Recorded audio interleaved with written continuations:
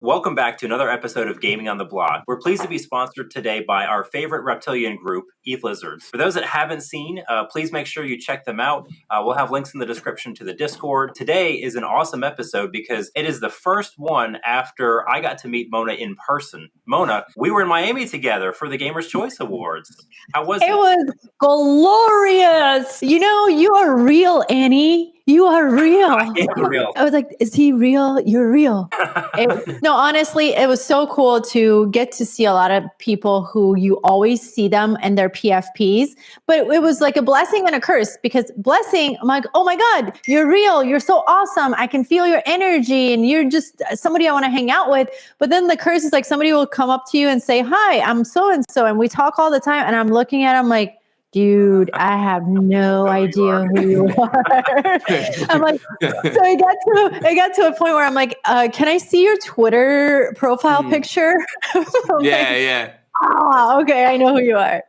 Yeah, but it was awesome. That's so crazy. That's so crazy how like we're so kind of intertwined with our profile pictures and that is our brand. Like again, if you tell me, oh, I'm so-and-so Rabbit32, you're like, yo, I don't even know who the fuck you are. The moment I see your profile picture, it's like, oh, I know you. What's up? We talk all the time. Yeah, Rabbit32. What's up? What's good? Let's tap up. Yeah, it is. That's hilarious. It's just not the same. I don't care what anyone says. We need one-on-one, in-person, IRL, whatever you call it. We need that. Because the people that you talk to, yes, they're the same people, but when you meet them in person and you feel their energy and their vibe, and you might not even like them, or you might like them like more than you thought. You know what I mean? So it's really nice to have these events. And I've met some of my great friends and colleagues through these events. So I try not to miss them. But I look very, very forward to them. And we had a great time. It was a great show. Yeah. Go IC. Great event, IC. Yeah. Shout out to Icy for putting that on. Absolutely. And TSG, we've got to figure out, are we going down to to Aluva Fest next year in Australia, wherever we're going to catch up. We got to just coordinate that so that we can confirm that you two are real. Yeah. I mean, I might have to keep that secret going a little bit longer, but we'll see. Now we have to see if TSG is real. Yeah. So Mona, it's super interesting. You mentioned sort of us associating everyone with their PFP, right? And the idea that an NFT sort of takes the place of an individual's identity for us online. As we think about other types of tokens, this is going to be our first topic for today. And the question, what do we use tokens for in gaming? Because overall, we spoke last week about CBDCs and other types of cryptocurrency and how tokens are used in specific projects in DeFi, but we didn't dig into gaming token utility. And so for today, this is going to be our first point. What are some of the reasons that you all have seen tokens be utilized in different games? I know TSG, we've talked about the Alluvium tokenomic structure. I've done a number of videos and recaps on other types of projects. And Mona, I know we've talked some too about how you see this from an external perspective as you talk with people and they're maybe coming to the industry. So tell us a little bit about what you guys are seeing in this space. What are you hearing as far as major reasons that projects are considering using tokens and consumer sentiment about them? The biggest uses for tokens in-game that I can personally see is either having them as in-game currency, in-game rewards, or an equity-like token, which is what... actually, let me rephrase that.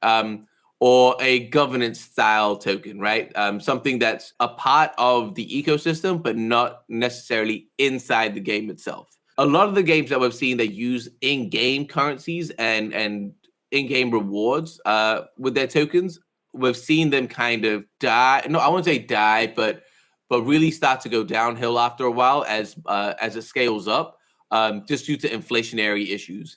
So I don't know if that's the best way of doing it. I personally like, and obviously I personally like the way Alluvium does it. That's an obvious statement for me to make. But I do like the fact that the game itself is using whatever currency or whatever token it's the chain it's on, right? So for example, with Alluvium, it's Ethereum. With Axie, it should be whatever it is. And I think that's a much better way of doing it because that's more a general currency or token that everyone is using. It's a currency. It's a general currency that everyone is using without actually impact. And it's just not like, oh, we have an unlimited amount of this supply. The more people get it, it just doesn't seem to work that way. So I think, again, the same way that if it's not broken in Web 2, I don't think it should be fixed. If you're playing Fortnite, if you're playing Clash of Clans, what's the currency you use? There's not an unlimited amount of whatever in-game currency they have, and that's sellable on the open market. What you have is you put in your fiat, you get whatever currency that is, and it stays in the game. I think that makes more sense. For Illuvium, use ETH, get what you want, and then kind of leave. If it's an in-game currency like that, leave that in game. If it's an asset, you can use that in the marketplace. It's a tough thing to say because, like, all right, it's a currency and asset in a game like that. That's a conversation that we have to have. I much prefer using Ethereum, BNB, things like that as currency, in-game currencies, and so that way I think it's a standard moving forward as well, instead of just like random projects. But also I understand why they do that, because it's a capital, like it's a way to raise capital. So they want their own thing so that they can make money. And I get it. I just don't think that it's sustainable. And I'd much rather see tokens being used in a governance setting, the way Illuvium does, giving you voting rights, things like that, where you've got a say in the ecosystem, but actually has nothing to do in game itself.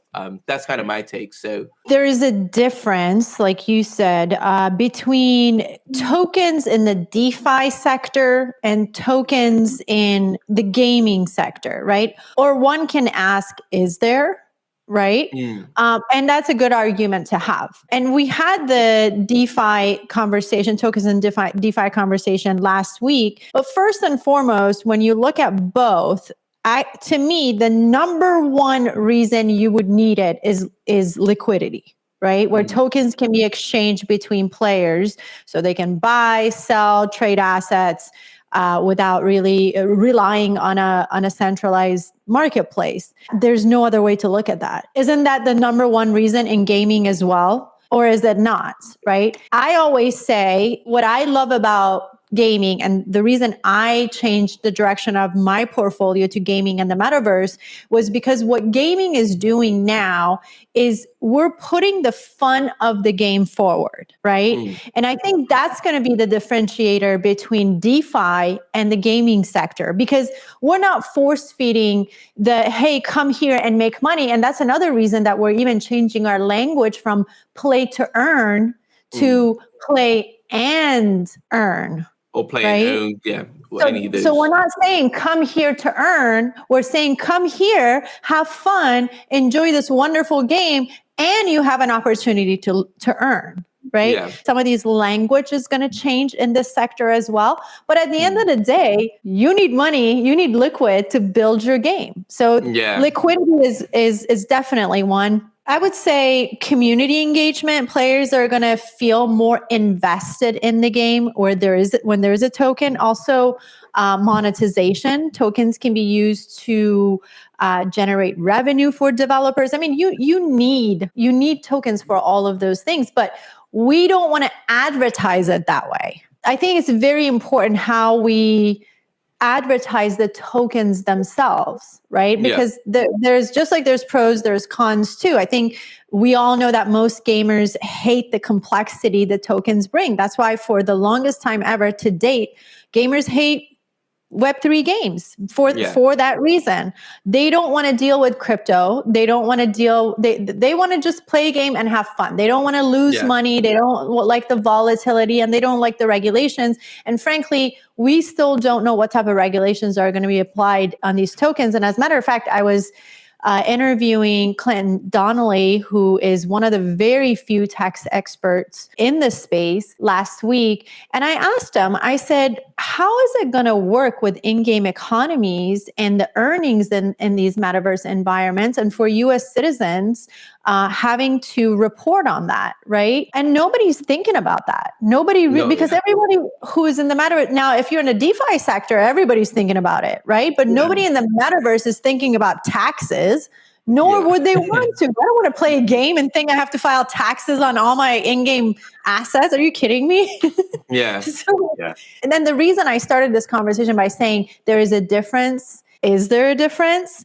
Because the question then becomes, how are you advertising the tokens, right? If you're going to focus on, you're going to earn and value and trading, now you're talking more DeFi. But I think we need to focus on giving people what they want, and they're not here to trade, they're here to play a game. And I think we need to focus on that. So that's why I think, but sorry, Annie, before we throw it to you, but that's why I think the idea of an in-game currency, having to make someone buy a specific currency to play in-game, to even participate in that gaming ecosystem, it's good for liquidity and whatnot, but it's bad for the gamer. Like it's bad user experience for the gamer. And if you want good user experience for the game, it shouldn't require anything. Again, that's why I go back to Illuvium. But if the general currency that we use in this space is Ethereum, saying that you need to use Ethereum in the game isn't actually that much of an ask. It's like, all right, you kind of already do that. And obviously we want to get to a point where we can ask for fiat and be like, hey, look, you can use your, because that's what they do. It's kind of saying, if I'm in Australia, I go to the shop and say, yo, why are you asking me for Australian dollars? That's crazy. It's like, oh, that's expected for you participating in that environment. Whereas going to Australia and then being like, oh, yo, we need the Zimbabwe cartoon coin. And it's like, yo, what is that even like?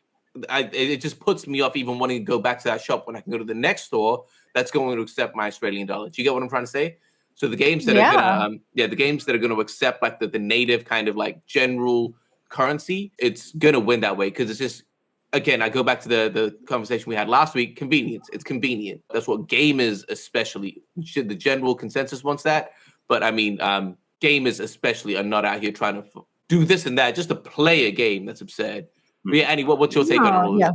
I think anytime you can reduce friction is a good thing. And that's what I think you're alluding to here, TSG, is if you're not having to think about, expend mental energy on conversions between currencies and the technical aspects of setting up wallets and figuring out, let me go through 50 white papers and understand the economics model of the game. Maybe I just want to play. This is one of the maybe the most overlooked points, is that to date, almost all of Web3 gaming has only attracted what I'll call metagamers. So the individuals that are playing the economic game.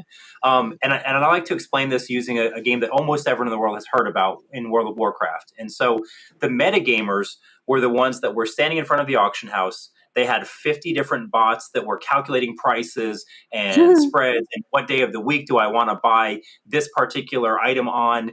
And they were playing that metagame. And they probably were also selling gold, for real world currency back then before it was, supported by Blizzard. Like those are the metagamers, right? They're playing in the space around the game. They're not out there killing more boars and fighting raid bosses to get gear. Like they probably want the gear, but like that's not the game that they're playing. My research shows it's about 19-1 or 20-1, the number of players that are metagamers versus infragamers. And so that's part of the reason why the space is so small as far as users, because you're only attracting a small fraction of actual gamers that are wanting to play that type of a metagame. And in addition, it's also people that have real world currency available to them to play it today. And so that's one of the key points, is that in the sector, we need to make it be simpler for individuals to come on board and not have to understand all of the framework around tokens in games. I do see also kind of an interesting split between games that have single token economies, and I'll just say multi-token. Usually it's a dual token system. Some have more than that. I think in one of my videos, I warned people, if you have 3 or more tokens in a game that you're looking at, you need to run, because like the only reason you would want to do that is like to obfuscate what's actually going on. And then, someone's trying to use you as exit liquidity. So unless you're real sure that you're not going to be, like, don't go that direction. Yeah. But I think the games that have struggled have oftentimes been ones that used really a single token structure. And they use the same token for equity and governance concepts, as well as like in-game utility. It's really difficult to try and balance the real-world economy and the current viewpoint of the game's total valuation versus like how much should a stack of wheat go for in this game. Like when you have those two conflicting economic systems that are all captured in one token, it becomes really challenging because it's difficult to manage that. And like you guys have said, having infinitely printed tokens creates that challenge too. So I tend to favor in an actual game more of a multi-token system. If you're going to have a governance token that has some form of equity or revenue or whatever it is that you're linking for the value of the ecosystem. That's fine. Keep that separate though from the utility tokens in game. I do agree it's different with the DeFi protocol. I think then single token systems make more sense. But that's really, I think, a key kind of key distinction that we see in the space. We've talked about some of the projects that have failed. One of the more interesting ones, and I did a video on it recently, is Nor, and they actually have a unique system in that they basically wipe out and then recreate their token. It's called the Fate token every single season. And so one of the interesting abilities that gives is if something goes wrong with the with the token economy, you can just fix it for the next time. So any thoughts on that, giving yourselves more adaptability in case you have unintended consequences?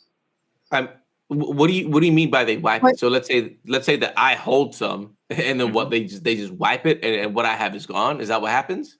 Yeah. So all of the tokens are going to be burned at the end of the season, and you'll get a new allotment in season 2 based on where you finish season 1 within the economy. You don't lose TSG. What you put in though. Yeah, it's just you get a 1-of-1 reset. Right, that makes sense. I was going to say, if that was the case, why would anyone be incentivized to? You don't lose it. I think it's cool as long as it is a 1-of-1 that you get back, like a 1-to-1 return. That's very project based too, though. Like I think not everybody can do that. That's depending on your demographic and depending on who are your players and their age group, and are they mainstream? Are they real gamers? I think you really do need to look at the project and the demographic before you make those types of decisions. Mm-hmm. Yeah, I think that's right. And in this instance, Nor they're not using the token at all for like their governance or any type of equity structures. Like they just did a normal raise in the same way that a Web2 company would have up front, and then they're able to use their token just for that kind of pure in-game utility within the ecosystem. I think as a takeaway, then you've talked about tokens now on 2 episodes. My main advice to everyone would be, make sure you understand what the token structure is of a project before you get involved, right? And if you aren't sure, ask questions until you're comfortable, because it's a really critical component of where you're going to be spending your time and potentially your money as well. Yes, so DYOR. That's right. Doing your own research. One of the projects that I got to spend a lot of time doing my own research on was for the Gamers' Choice Awards. And as we mentioned in the start of the show, this first major award show for Web3 gaming happened on January 31st in Miami. We wanted to give some feedback on the overall results. And so, Mona, I'm going to throw it over to you. We've pulled the final results that Icy and the team have put together, and we want to talk about just some key observations and takeaways that we had. So we'll let you share your screen. And all right, let's do it. I'm really excited about this. Can you guys see? Or no, you can't see yet. Yes, we can. Nope. Yes, we can. Sorry. You got the amateur over here. All right, we got this. I'm sorry that the first one you get to see the answer here, but the next one I'm going to tease you guys. Okay, great show. Shout out to our friend Icy. He worked so hard, guys. It's not easy to coordinate an IRL first in-person gaming awards. He did an amazing job. There were a lot of people there that showed up, great projects that went home with those beautiful wings. So we have a lot to go through. So I'm going to go through these quickly. Obviously, Game of the Year. Who is the big winner? Big Time. TSG, what do you think about that? Well deserved or what? It makes sense. Honestly, what I said is it was either between Big Time and Illuvium, and Big Time had its time in the spotlight. It had Big Time in the spotlight a lot longer than Illuvium had. So it makes sense. It makes sense. I won't say I'm not angry about it, but obviously it is. Yes, you can't be salty about it, man. No, it's well deserved. It's well deserved. It is well deserved. I agree. I think again, you got to look at how long the games were out for and how much people were playing them. I think is a key factor. And we talked about the sum in our predictions before the awards. I heard kind of that same message repeated from a few of the voters that I talked to as well. And Illuvium did really well, by the way. So I am a little bit petty. Of course. Most anticipated game, Arpanel. I mean, we kind of all knew. We talked about that too. Any thoughts on that? That one shocked me. I'll be honest. I legitimately thought it was going to be Illuvium or Star Atlas. I think it was Illuvium, Star Atlas, like 1 and 2. interchangeably. And Shrapnel third, but I'm surprised that Shrapnel took that one, which again, I think I'm excited for that game as well. Interesting observation here. And Mona, I'm going to spoil one of the categories a little bit lower when I say this, but most anticipated game actually was the same as the best trailer award. And so Shrapnel won both of them. I thought this was kind of interesting. To your point, TSG, one of the ways that I think some of the voters probably looked at this is, what has left them with more expectations than have been able to be fulfilled thus far with gameplay. And that's how I think some people were probably viewing this. Was Shrapnel had an amazing trailer. I mean, frankly, if you haven't seen it, like, this was very well deserved on the trailer side. And I think that in turn creates a lot of anticipation for the game itself. Maybe this is a key takeaway for projects that are building in the space. If you have a really, really high quality trailer that can capture the attention of the industry, you're going to be able to have a platform then when your game launches that you would not have been able to otherwise. So maybe worth investing more in that than you would have been inclined to originally. Now, I was just going to say, and I also think that we've actually seen gameplay from Illuvium and Star Atlas already, whereas we haven't at the time of that of the Games Choice Award. There wasn't anything with Shrapnel. So again, with an incredible trailer and no gameplay yet, really, it kind of got people excited to see what that was going to look like. I think it makes total sense. And sorry, my dyslexia kicked in when I said sharpnel is shrapnel. A little bit, a little bit dyslexic there. Okay, TSG, who do you think got the Creator of the Year award? I mean, the person that deserves it. I think the person that deserves it, Bryson. Oh, come on! Now what? You're telling me Stash didn't deserve it and Spike didn't deserve it? Compared to Bryson, no. If I'm being dead set, if we're comparing it, like they're great, but comparing it to Bryson, he's just about it, man. Like, he's actually just about it.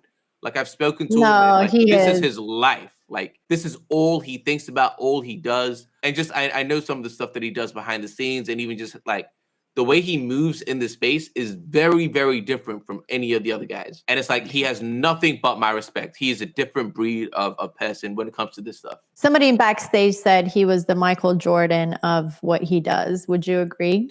I mean, that's a lot. He's great. He's great. Greatest of all time. Debatable, but great. Great. Well, no, you're absolutely right. Well deserved. Spike does really well as well. I didn't see Jonah there. Did you, Annie? No, he wasn't at the event. So and Kagi wasn't either. Yeah, I'll echo that. I think Bryson does an amazing job. It was awesome to see him and Stash and even some of the other creators that weren't here on the top five. Johnny Hustle really, I think, also would have been highly deserving to be on this finalist group of five. Yes. But yeah, it was a great. Great opportunity to see everyone, JPEG and some of these other guys that do some really good work too. Best game lore, guys. TSG, you're the one that's going to guess all of them, just so you know. We were there. We already know. Best game lore, go. I think I remember most of these. I have seen this. I think it's Illuvium. Like, obviously, I know this because internally we were joking about this. Yeah. I think this is hilarious that we got. It's hilarious, but it's not. The lore of Illuvium is the best kept secret in all of Web3. No one knows anything about it. But the small snippets that we have got and kind of the idea of the foundational idea that we have already is so enticing. So imagine, and I can say this because I've actually read the actual story of Illuvium. Like, people are not even ready. If we're getting this award now, when they actually know what's going to happen in the actual narrative, it's going to be it's bigger than anything else on this list, 100%. But it's well deserved. I mean, the storytelling and the graphics and just you take us, Illuvium takes us on a journey and you really want to you're right in it and you feel everything and it's like your senses are accentuated when you're inside that world. So we'll see what the next version will be, but you're absolutely right. If this is what we get now. But like Annie said, if you guys haven't seen the trailer, you have to see the trailer. It's really well done. Yeah. So check that out. Best adventure game, TSG, go for it. Oh, I actually don't know. Big time? Big time. Yeah, it is big time. It is big time. Yeah, I would have guessed big time for this one. I mean, compared to, again, the three that it'd be between is Big Time, Illuvium, Pet Hooligan. I know Illuvium didn't get it, so it must have been between the two. And Big Time is a lot better than MPH. Currently. That's what the talk was as well. All right, best mobile game. Dude, this is so easy. It has to be Go to Guardians. Is it? Yeah, I was gonna say it has to be. Of course. Yeah. Best sports game? Before we jump on a sport, let's jump back for 1 second. This was an interesting observation I had, and someone had asked about it. Clearly, there's been a changing of the guard, right? So Axie shows up here, and I think this is maybe the only category that they're in. If you compiled this list 2 years ago, you probably would have had to have Axie for a number of categories. Just because of the lack of competition in the sector. But I don't think anyone's surprised that Axie didn't win any of the awards here at all, honestly. And so I think that says a lot about the overall maturation of the industry, because again, in just a year and a half, we've seen a total sea change in what people are looking for across the sector. But I do need to say this before we actually move on. I think like people, obviously we talk shit about Axie and it's kind of like the butt of the joke. A lot of these conversations, just because we've seen its rise and then the downfall. Man, I'm looking at the numbers now. Axie to this date, active players, like 30-day active players, they're still looking at about 400,000 consistently. They're still doing numbers. Like in regards to the gameplay themselves, I'm not talking about the tokens, I'm talking about the game itself. There's still quite a lot of people playing it. Like 400,000 is not a small number to ignore. So I do think they deserve the respect that they're owed. But yeah, like you said, I think just seeing all of these new titles, seeing everything on here, and these were the top 5 of each category. Like Annie, we had to go through a lot more than this. So it does, like you say, show the maturation of the industry, and I'm for it. I'm absolutely for it. What are your thoughts on? I just want to know out of curiosity, what's your thought on Skyweaver? I think it's got a lot of potential.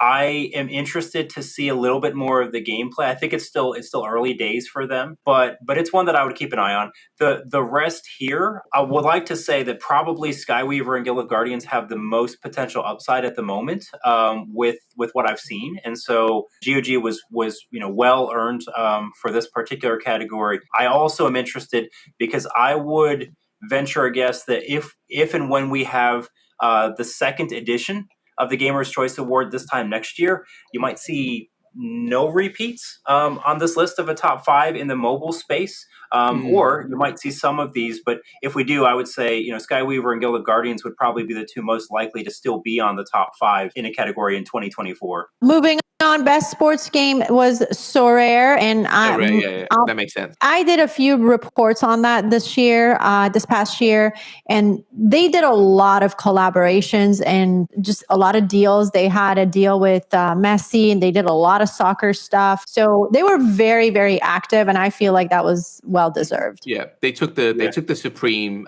collaboration route, and it's proven to work. Yeah, this was interesting to me because Eden Brawl made it in as a sports game, and part of the challenge, I know because I talked to Icy, was the number of categories could be absolutely massive. It's really more of a MOBA in my opinion than a sports game, even though there are sports types of mechanics. So I thought that was interesting that's kind of where they got included.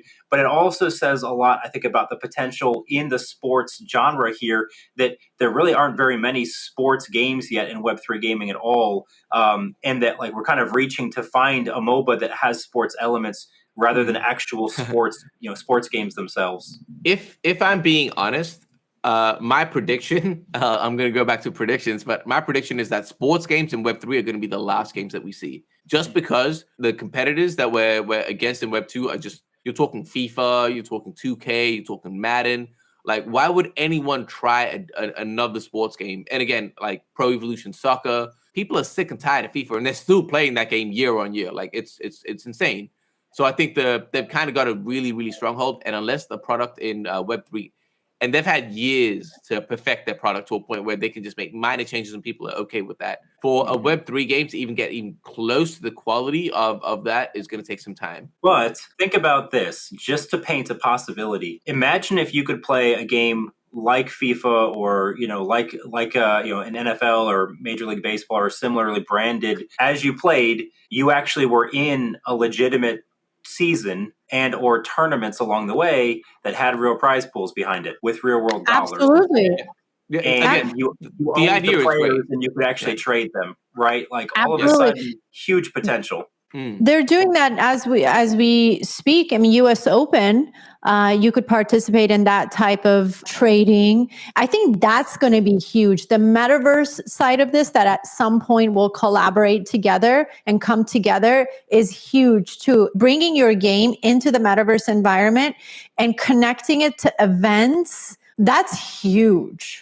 And we'll see which direction that will go. But yes, I'm with Annie on that too. Yeah, I think with the sports stuff, it's going to be more meta playing, like what you talked about with World of Warcraft and stuff, and not what's the other phrase? Infra gaming. Infra play.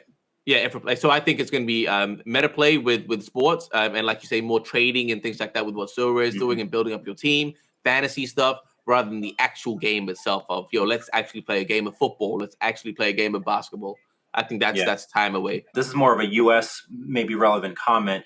We're actually recording the same night of the Super Bowl in the U.S. And in general, when you look at gambling and sports games and betting and so on, by far and away most active in the U.S. sector of this is fantasy football, and it's like it's not even close. And so imagine if you got to have your own fantasy football league and each player was an NFT and you had a draft and you could mint your players along the way, people would go nuts for that. So again, I think very, very much potential here. So some of you, enterprising game developers, you've got some opportunity here if you can get the IP rights. Exactly. Well, just gave away the answer there, but best casual game, the winner was Blancos. I would have chosen actually Townstar, if I'm being honest. Townstar for sure. Yeah, I would say Townstar. Townstar for that one. Love that game. It's so much fun. Best RPG game. Is it Big Time again? Yes, sir. Yeah, Big Time cleaned up. This is bullshit. I am leaving. No, I'm just FPS game with EVIO. Okay, then. I have to say, all of these I think have a lot of potential. We didn't see Shrapnel on here, right? We talked about most anticipated, but they didn't make a FPS. And again, I think that's because of the gameplay topic, where they're looking for ones that have more gameplay out and available in general. Yeah, shout out to the Undead Blocks and Metalcore teams as well. I think they've got a lot going on. I actually have a video that's dropping by the time you will have seen this. It's on my channel for Metalcore gameplay, and that in particular appeals to me because I'm a huge MechWarrior fan, and so I'm not a big FPS player per se, but they've got FPS elements in there, but they also have some pretty good mech battles that you can partake in. That's sick. Well, you got to go on Annie's channel and check that out. Annie, when can people go on your channel and check that out? After we're done with this? Yeah. Maybe we'll try and throw the link in the description to my channel. You can pop on over. Exactly. Always. Hey, listen, anytime Annie has something to say, you all better listen, because when he talks, he's preaching. Just saying. All right, I'm gonna jump through these. You guys stop me if you want me to stop and you want to make a comment, okay? Best strategy game, Gods Unchained. Best esports, .io. Yeah, none other than the Sandbox. They weren't there to collect their award either, but I did see, actually, Sebastian Borgia did make a statement on Twitter. We're happy about that. Gaming Blockchain of the Year. This was a fun one. We were all betting on this one, but you guys already know. Polygon, of course. Did we talk about this last week, or were we going to talk about this, Annie? That we were going to talk about why Polygon and why not? Did we talk about this, or am I having... I think I've said that for me, Polygon and IMX are the two far and away best solutions that I can see for general Web3 games to build on. Right? There's other reasons that you might choose a specific network, but by and large, if you're building a Web3 game, you're going to be in fairly good hands for both of these chains. So I think Polygon well deserved. They've done a really good job of recruiting some very big names to their chain in the last months. IMX also, I think, is a little bit different because they're more than just a blockchain. I had a chance to actually talk with one of the IMX team while I was down there, and it's really, again, one of those situations where you have to fit everyone into a specific category. And we didn't end up doing like a platforms category this year, but again, maybe next year we'll have 20 or 25 categories instead, and I think we would see that maybe show up differently. But overall, both of those chains are great, and for sure games are going to be, in good hands with either of those two. Yep. I'm there with you as well. Organization of the Year presented by Rare EVO and Mocha, of course. I think this is the last one. Gala Game. Yeah.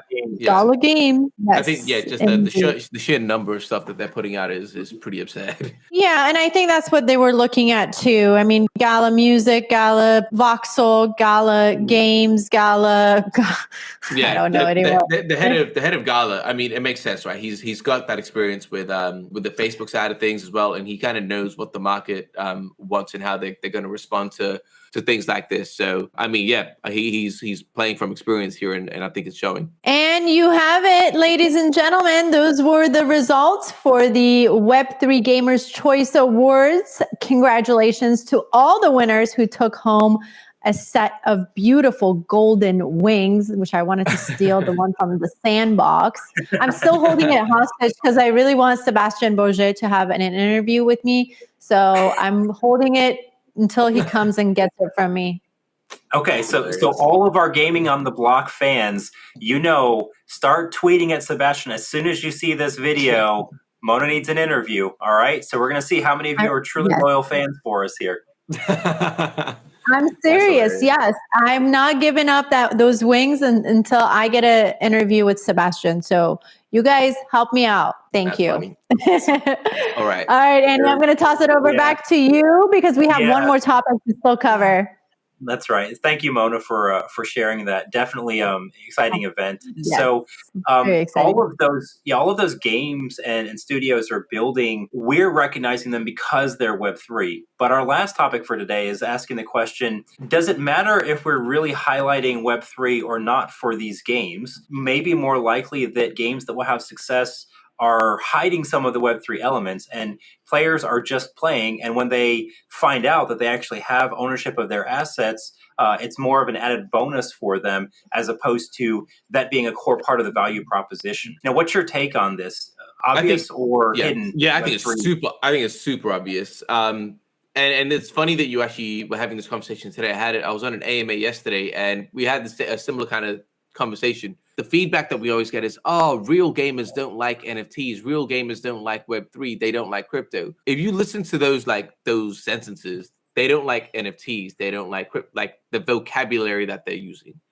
If I was to say, let's not talk about blockchain. Let's not talk about NFTs, nothing. If we go to a random Fortnite player right now and say, hey, look, you're playing a game where once you buy the skins, that's it, it's done. Or you can play the exact same game, but there's a marketplace for the skins, and you can actually get that money back out into your bank account once you're done with that. What do you think they would choose? The majority of them inherently are going to choose that. Yeah, it's like 85%. When you ask how many want to be able to own their own items in game in surveys, it's like 85%. Like, they just don't like the word NFT, but they're not against what it actually does. They love the features of it, whether they know it or not. If you give them those two options, you would be an idiot to be like, yeah, no, I want to give all of my money to Epic Games, and I don't want any part of that. I don't want anything. Like, you'd be an idiot. Imagine standing strong and be like, yo, you guys are wrong. I want to give all my money to Epic Games. You would be looking like a clown. So it shows that gamers do want this. They just don't have the vocabulary or the way to express it. Exactly. Yet. And the way that we're marketing it currently is not resonating with them. I think the whole thing with Immutable X, what they're doing with the Immutable Passport, I think that's what it's called. That was just announced pretty recently, where you're going to be able to have your own non-custodial wallet with signing in with an email or something like that. Something so simple. Which, if you look at a lot of these, and that allows you to have access to the marketplace, that is pretty much Web 2 gaming with a marketplace with the Web 3 functionality. And something like that is going to be massive, right? Because right now, if you go into Fortnite or a lot of these games, I wouldn't say they require you to put in your email address, but even, for example, I've been playing Hogwarts Legacy, and they ask you to, if you want some extra benefits, you link your Warner Brothers Games account to your game, and all that's needed is an email. Gamers aren't opposed to doing that. We're cool with that. And now we're getting all those additional features of Web3. So marketing it as Web3 is horrible. Marketing it as a game with not even with these extra features. Web3 features.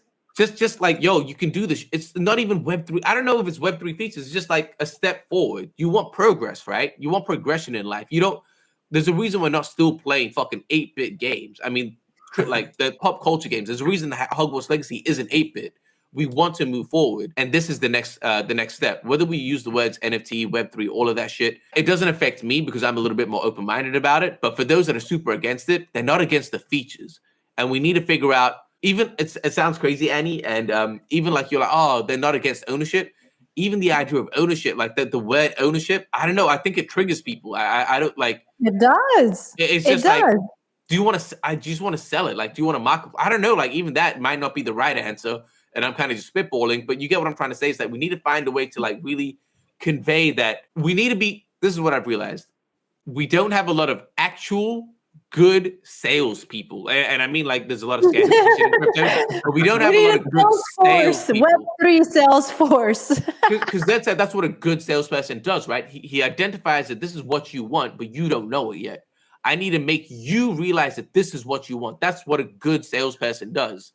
And I just don't think we have. Let me rephrase that. Sorry, we have good salespeople, but we have thousands, or like the ratio of good to bad is heavily skewed to the bad, which makes all of us look bad. But there are a few good people that understand the concept that I'm talking about, but we're just being kind of hidden away and overshadowed by the loud majority in this case of like the just ridiculousness. But that's my take. You know, like you said, a good salesman, a good salesperson speaks the customer's language, right? If you're going to go buy a car, if you're going to speak to me about the engine and what's under the hood, I'm just going to look at you and say, I don't know, that's not okay, right? But you're not grabbing me. You get to speak my language. So really, I'm going to say who's asking, right? Who are we asking this question? Are we asking the gamers, or are we asking the mainstream? Or are we asking both? Because mass adoption is going to require both, right? So I believe there's no one size fits all to this question. The best approach really depends on, as I said it before, the goals of the target audience of that project. Because on one hand, hiding the Web3 element, it can offer some seamless user experience, especially for those who are unfamiliar with that tech, right? Which will also make it more accessible and less intimidating to maybe a wider audience. But on the contrary, if you hide the Web3 element, you're really not allowing education either, right? And you're not really allowing people to understand the two important elements that we're talking about, which is ownership and decentralization aspect of this whole thing, which are the core features, which people need to kind of understand that, right? If I'm being honest, I don't think they care. Like, that's the thing. I don't think gamers care. Like, we care about it for sure, 100%. Right. But actual gamers, like a 13-year-old gamer, like, does he actually give a shit about ownership and like, and I get what you're trying to say about the education is important, but are they even gonna like the education is out there? There's enough education out there to get you started right now. It's like, do they care enough? Sure. And again, it really goes back to the age group, the demographic, what are they here for? But I think we need to land on somewhere a balanced answer here. You know what I mean? You want a little bit of education, but you don't want it too much in their face. I mean, Reddit taught all of us a great lesson, right? Yeah. Reddit hated NFTs, but they spoke the language and they were able to sell however 1,000 NFTs to those same people that were haters. So at the end of the day, when I run my credit card, I don't want to know what the merchant is doing. I don't care. I don't want to learn either, right? I'm just here to run my credit card and buy my makeup or whatever it is, my perfume, right? Yeah. Because this is such a nascent and such a new technology, some people might want to care what is decentralization. What is, why do I need to know that? Well, you kind of need to know because when you go to your bank and now you're doing self-custody, everything is linked. Everything is related now. You know what I mean? Yeah. So you do kind of need to learn a little bit of what's happening behind the scenes. But again, I'm just going to say balance. How about balance? We go with balance.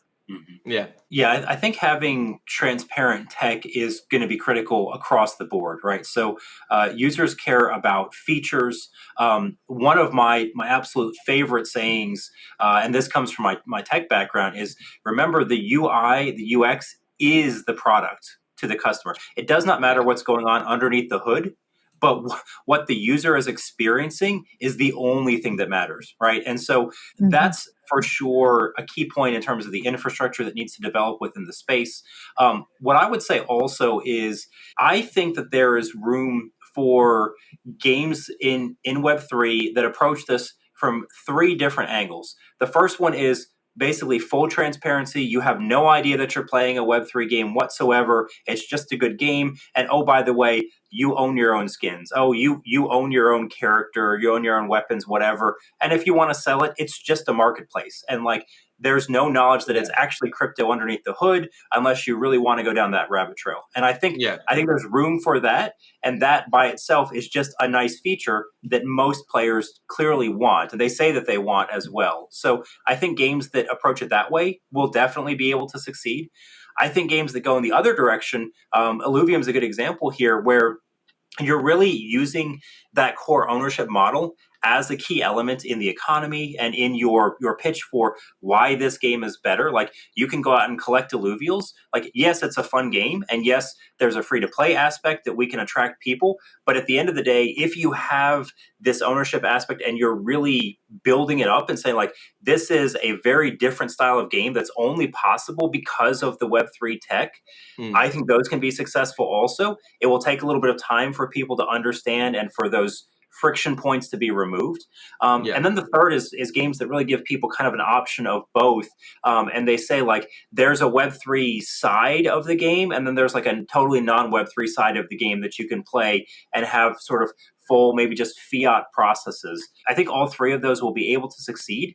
But important is that they all know who their core audience is that they're marketing to, and that they're able to recognize like what economic models they're putting into their game to make sure that it's sustainable. Yeah, exactly. Everything that we've talked about tonight, it requires that concept. You can do all of these things, but you, first and foremost, who's asking, right? Who is the demographic? Who is the audience? Even as a producer, if I'm making content, the first question I'm going to ask the client is, who's your demographic? Yeah. How old are they? Are they male or are they female? Are they gamers or are they average Joes? Do they, you really have to study your demographic and then cater to your demographic. If your demographic is, 60 and up, you don't want to introduce tech, right? If, this is an audience, they're here to read their articles and whatever, play their Axie Infinity style kind of games, right? But you really just need to study and see who you're catering to before you answer some of these questions. I think right now people just need to focus on building like good games. I think we need good playable games, like, even without like obviously we need to think about marketing, otherwise I'd lose my job. But I mean, like 80% of the time I think needs to be spent on actually developing a solid enough game. For example, this is a little bit controversial, but for example, we see what happened with Hogwarts Legacy just recently. Like I don't know if you guys are aware of the controversy that surrounded it, but that didn't matter. And I think that's the same thing with NFTs. If the game itself is that good, it had 1.3 million concurrent viewers day one. That was with all the controversy that was around it. And that's the same thing here. If we can build a game like that, and obviously Hogwarts Legacy has the benefits of using the Harry Potter IP or the Wizarding World IP, the logic still stands. If you can build a game that's good enough, like actually good enough that's going to entice you to be like, yo, I want to play this. I don't care what my friends are saying. I don't care what the news is saying. This is some shit that really calls to me and I really want to play it. It's going to happen. And I think that's what that's what studios need to really focus on. Building that type of game that's going to give people that feeling of like, yo, I need to be in this world. I need to be a part of this, compared to, oh, my friends say NFTs are shit. Cool. Well, at least I'm having fun here. Yeah. It needs to entice you to do that. So, yeah. Yeah, and a little controversy is not bad.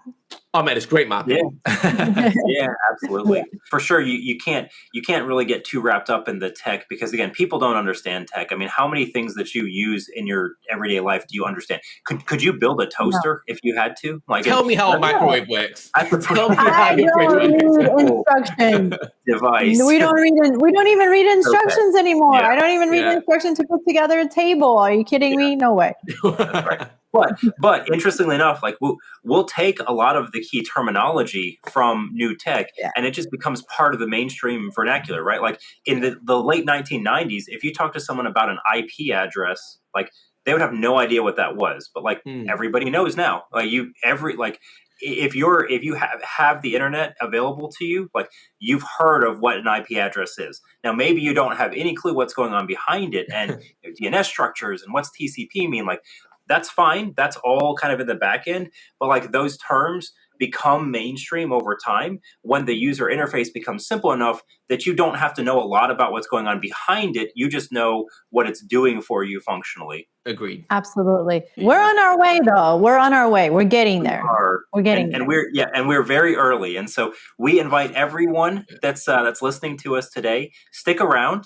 You're here in frankly the middle of a pretty tough market. But again, things are only looking up for Web3 gaming. Thank you again to my co-hosts, to Mona and to TSG for joining us today. A big shout out to ETH Lizards. Come join us in the Underground Lounge. We'll have links in the description here. You're on the ETH Lizards channel for watching this video. And there are also a little bit of alpha. There are some big things coming for ETH Lizards in the next few weeks. So if you're not present, you may want to poke your head in a little bit to the lounge and see what's going on. And we look forward to catching you there. I'll be there too. Peace out, guys. Good, everyone.